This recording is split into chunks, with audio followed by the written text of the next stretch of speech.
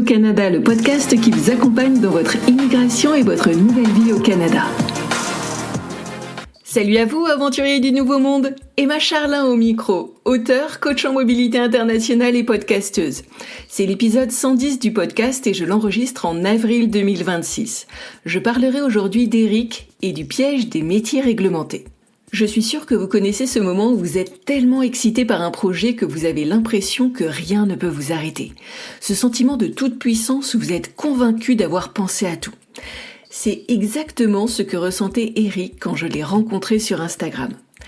Eric rayonnait, littéralement. Il venait d'être tiré au sort pour son PVT au Canada. Le rêve. Sa femme et son petit garçon allaient l'accompagner. Il avait déjà réservé ses billets d'avion, commencé à regarder les logements, comparer les prix des voitures. Il avait même mis de côté 15 000 $, 6 fois le montant minimum exigé par le gouvernement canadien.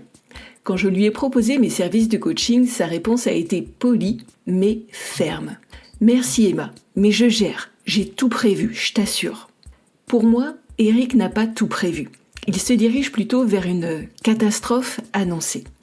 Parce que voyez-vous, même si Eric a fait ses recherches, il a trouvé des réponses aux mauvaises questions. Laissez-moi vous raconter ce qu'Eric a vu. Il a lu partout sur Internet que le secteur de la construction au Québec est en pénurie chronique de main-d'œuvre, qu'il y a des milliers de postes à pourvoir, des employeurs désespérés. Et il s'est dit, c'est parfait, avec mon profil, je vais trouver du travail en claquant des doigts. Il avait calculé qu'avec 15 000 $ d'économie, il avait de quoi voir venir largement. Un bon matelas financier confortable pendant qu'il chercherait du travail. Mais ce qu'Eric n'a pas vu, c'est que la construction n'est pas un secteur comme les autres au Québec. C'est un secteur ultra réglementé où vous ne posez pas un pied sur un chantier sans avoir passé tous les barrages administratifs. Et ces barrages, ils prennent du temps, beaucoup de temps. Et de l'argent aussi. Beaucoup d'argent. Commençons par le timing. Eric a réservé ses billets pour une arrivée mi-juillet. Mi-juillet au Québec, dans la construction, c'est exactement comme si vous arriviez en France le 15 août en pensant ouvrir un compte en banque ou signer un bail. Tout est fermé. C'est les vacances de la construction. 2 semaines complètes où le secteur entier est mis sur pause. Ce sont 2 semaines où Eric sera là, physiquement au Québec, avec sa famille, à payer un logement, à acheter de la nourriture, à brûler ses économies, sans pouvoir avancer d'1 millimètre dans ses démarches. 2 semaines perdues, 2 semaines coûteuses, mais attendez, parce que ce n'est que le début. Une fois les vacances de la construction terminées, Eric va découvrir le parcours du combattant. D'abord, la carte ASP, Santé et Sécurité sur les chantiers. C'est une formation obligatoire. Pas de carte ASP, pas de chantier. Comptez quelques jours de formation et plusieurs centaines de $. Ensuite, selon son métier précis, il devra obtenir un certificat de compétence. Encore des démarches, encore des frais, encore du temps. Il devra aussi obtenir une garantie d'emploi auprès d'un employeur avant même de pouvoir commencer à travailler. Il faudra aussi qu'il adhère à un syndicat, ce qui n'est pas gratuit, évidemment. Pendant tout ce temps, et on parle potentiellement de plusieurs semaines, voire plus si les délais s'allongent, Eric ne gagne pas un centime. 0 €, 0 $, rien. Mais les dépenses, elles, continuent de s'accumuler. Le loyer chaque mois, la nourriture chaque semaine, les frais de transport, les factures qui arrivent. Et puis il y a tout ce qu'Eric n'a pas anticipé du tout. Dans la construction au Québec, les employeurs s'attendent à ce que vous arriviez équipés. Bottes à cap d'acier, coffre à outils, équipements de protection. Selon votre spécialité, on parle facilement de plusieurs centaines de $ d'équipement minimum. Et la voiture qu'Eric comptait acheter ?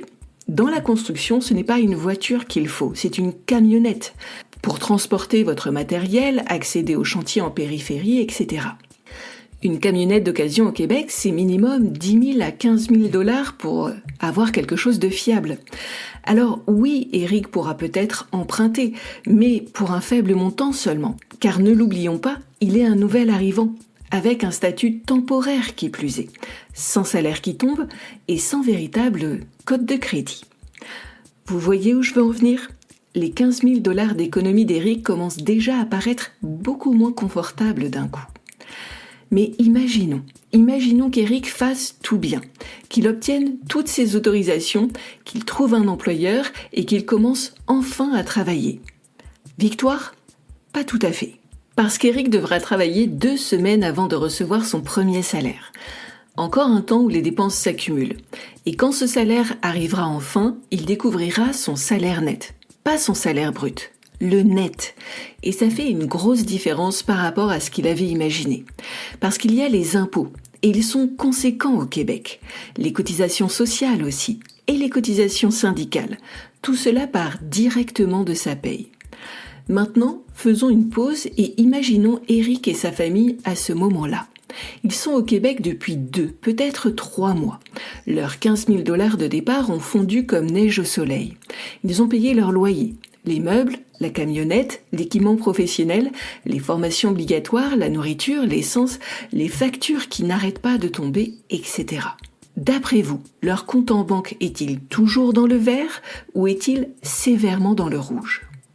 La femme d'Eric reste à la maison avec leur petit garçon parce qu'elle n'a pas de permis de travail et pas de place en garderie. Tout repose sur Eric. Eric qui perçoit un salaire plus bas que ce qu'il avait imaginé. Eric qui commence à stresser quand il regarde le solde de son compte bancaire. Eric qui se réveille la nuit en se demandant si sa famille et lui vont tenir et jusqu'à quand ils vont tenir. Le petit nuage sur lequel flottait Eric s'est transformé en orage. Le stress s'installe, les doutes aussi. Les tensions dans le couple commencent. Parce que oui, l'argent qui file et les projets qui déraillent, figurez-vous que ça crée des tensions. Et là, Eric se pose la question.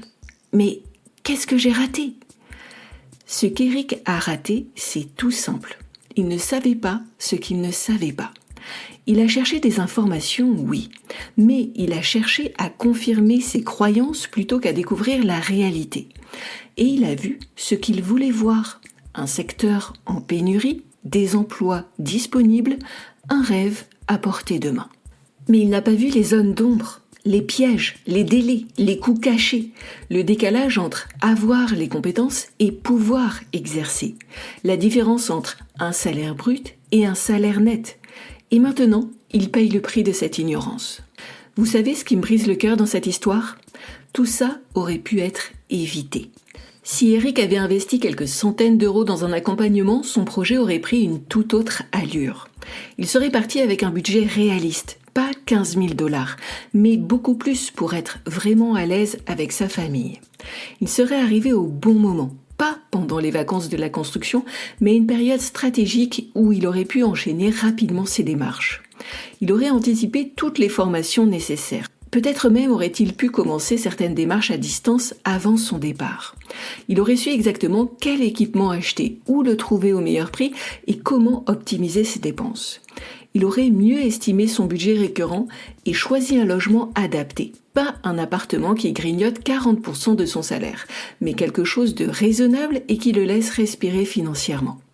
Bref, il aurait eu une stratégie claire pour chaque étape de son projet. Le problème, c'est que, quelque part, Eric s'est pris pour Superman. Une personne surpuissante et capable de tout. Et c'est vrai, Eric a des atouts incroyables pour partir au Canada. Un PVT, un métier en demande, de la motivation et de l'épargne. Mais Eric connaît mal l'histoire de Superman, parce que même Superman ne part pas seul au combat. Son père adoptif lui offre un soutien émotionnel sans faille. Lois Lane lui apporte du recul et des perspectives qu'il ne voit pas. Batman lui fournit des conseils stratégiques. Wonder Woman l'aide dans ses combats. Et oui, il y a très longtemps, j'ai été fan de Superman. Mais bon, c'est pas ça l'important. Ce que je veux vous montrer, c'est que Superman a compris quelque chose d'essentiel. Même quand on est puissant, il est bon de s'entourer des bonnes personnes. Je le répète, vous avez des atouts incroyables pour votre départ au Canada. Vous avez du courage et il en faut pour quitter son pays d'origine. Vous avez de la détermination, vous avez des compétences, vous avez des rêves. Mais vous n'avez jamais joué à ce jeu-là. Vous ne connaissez pas toutes les règles. Et dans un jeu que vous découvrez, partir sans guide, c'est partir avec un handicap. Par contre, avoir les bons conseils au bon moment par quelqu'un qui est passé par là et qui a accompagné des dizaines de personnes dans votre situation, oui, ça change absolument tout. Ça ne change pas juste votre préparation, ça change votre expérience, ça change votre niveau de stress, ça change la façon dont vous vivez vos premiers mois au Canada. Parce qu'il y a une différence abyssale entre croire que l'on est prêt et l'être vraiment, entre penser qu'on a tout prévu et avoir effectivement tout prévu, entre espérer que ça va bien se passer et savoir que vous avez mis toutes les chances de votre côté. Alors voilà ma question pour vous aujourd'hui. Qui voulez-vous être ? La version d'Eric qui découvre les pièges un par un, voit ses économies fondre et stresse chaque nuit en se demandant s'il va y arriver ? Ou la version d'Eric qui investit en un accompagnement, arrive au Canada confiant et préparé et sait exactement ce qu'il attend et comment naviguer chaque étape ? Parce que c'est votre choix. Vous pouvez investir quelques centaines d'euros maintenant pour sécuriser un projet qui va changer votre vie. Ou vous pouvez vous dire que vous allez y arriver seul. Et peut-être que vous allez y arriver, mais peut-être seulement. Et dans quel état ? Alors ce n'est pas tout ça, mais il s'agirait de résumer l'affaire. Voici les principaux points à retenir. Premier point. Vous ne savez pas ce que vous ne savez pas. Les recherches sur Internet ne remplacent pas l'expérience terrain. Eric avait vu la pénurie de main-d'œuvre, mais il a raté l'essentiel. Ce que vous ignorez peut faire dérailler votre projet. Second point, un départ bien planifié au bon moment, avec le bon budget, c'est la différence entre vivre sereinement votre expatriation et la subir dans le stress. Arriver en pleine vacances de la construction avec 15 000 $ pour une famille de 3, c'est partir avec un désavantage certain. Troisième point, s'entourer n'est pas une faiblesse, c'est une stratégie. Investir dans un accompagnement professionnel, c'est multiplier vos chances de réussite et économiser des milliers d'euros en erreurs évitées. Même Superman a des alliés. Alors, pourquoi pas vous ? Si vous souhaitez me contacter pour que l'on parle ensemble de votre projet, cliquez sur le lien qui se trouve directement dans les notes de l'épisode. Ou faites-moi signe sur Instagram ou LinkedIn. Cet épisode de Bienvenue au Canada est déjà terminé. Merci de l'avoir écouté. Vous hésitez à prendre une séance de coaching ? Faisons connaissance lors d'un appel découverte gratuit. Ensemble, nous verrons exactement où vous en êtes et quelle est la meilleure stratégie pour faire avancer votre projet. Le lien se trouve dans les notes de l'épisode.